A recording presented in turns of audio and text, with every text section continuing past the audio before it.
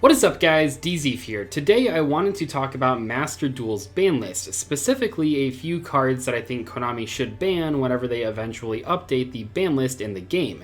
Now whenever we're talking about Master Duel's ban list, it's kind of difficult because Master Duel, as a lot of you know, is behind the TCG and OCG formats, not only in their card pool but also with their ban list. So the ban list that's in this game is based on an older OCG list, and I'm not really sure if Konami will update the ban list more to be the modern OCG list once we get more cards in the game, or if they'll just kind of go their own direction. The cards that I'm going to talk about in today's video are specifically cards that I feel should be banned in Master Duel because of the best of one nature of the game. This is one thing that the TCG and OCG ban lists don't really address because those formats are primarily played in best 2 out of 3 matches, but I really feel like in Master Duel, Konami should address these cards that are very unfun and unfair to play against in best of one situations. In no particular order, first up we have True King of all Calamities. At this point I should probably mention that many of the cards I'm going to talk about in today's video are already banned in the TCG format, and they have been banned for a while, like True King of all Calamities,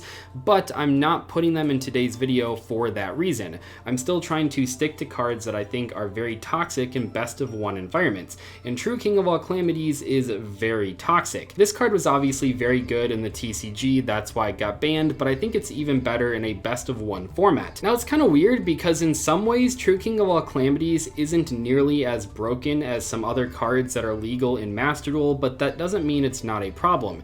True King of all Calamities is stoppable. You can draw hand traps when your opponent is setting it up, and you can even draw cards like Forbidden Droplet or Forbidden Chalice when you're going second to potentially prevent this effect from resolving. But it is still a very unfun card to play against, and if you don't draw an out, your opponent pretty much gets a free win. Honestly, I think this ban is super easy to do from Konami's perspective. They've obviously done it in the TCG in the past, but even ignoring the TCG, I think the reason that this ban makes so much sense is that the deck it's primarily used in, Virtual World, is still playable without it. They just don't have that instant win card that they can summon on turn 1. Next up, we have number 86 Heroic Champion Rongo. So this card is very unfun to play against in a best of one format. It's about as easy to make as True King of all Calamities, but I feel like once this card hits the board, it's way harder to deal with, mostly because of that 3 material effect that makes it unaffected by other cards' effects. Furthermore, I think this card is a lot better than Calamities against back row decks. Back row decks are pretty good against Calamities in general, but between this card's 3 material effect and the 5 material effect where you can wipe the board, this card is very strong against slower control decks, which really does set it apart from Calamities. This card is so frustrating to play against, especially in a best of one, if you don't have a way to stop the combo from happening, and honestly sometimes even one hand trap isn't enough, you pretty much are going to lose. Rongo and Calamities caused problems in formats that had side decking, but I think especially in formats like this one that are best of one, these cards should not be allowed. So we've talked about Calamities and we've talked about Rongo, 2 cards that lock you out of the game.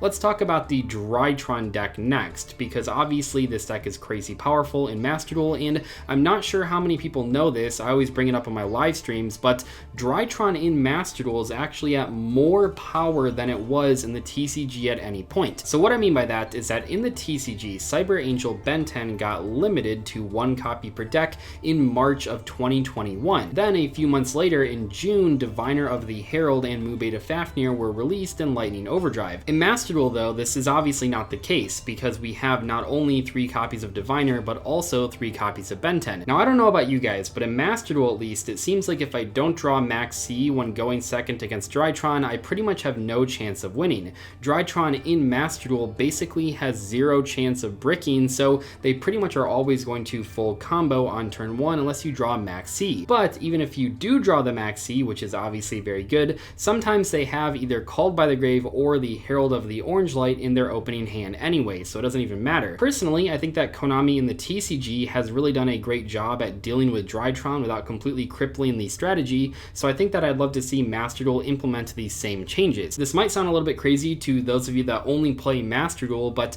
the hits that Konami did for Drytron in the TCG were banning Eva and limiting Ben 10. No actual Drytron cards are on the Forbidden and Limited list, but these 2 hits are enough to make Drytron not overpowered, believe it or not.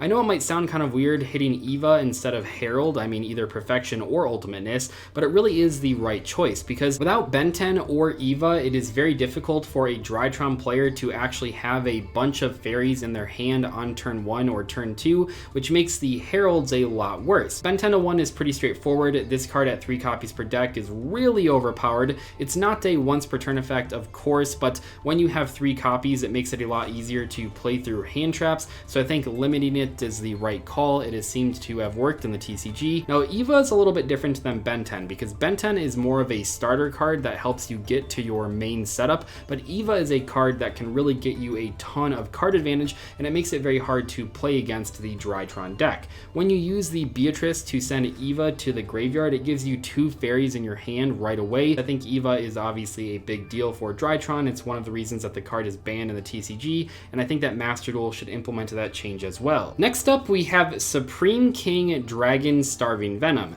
I can't believe I'm saying this, but I think Konami might have been right when they banned this card way back in the day in the TCG. At the time, it was being featured in a Pendulum FTK deck, very similar to the Pendulum FTK deck being used in Master Duel, but also in Master Duel it's being used in an Ignite FTK that is currently being played by bots to grind out gems. I mean, obviously this card should be banned, right? It's being used in 2 different FTKs in the same game, in the same format.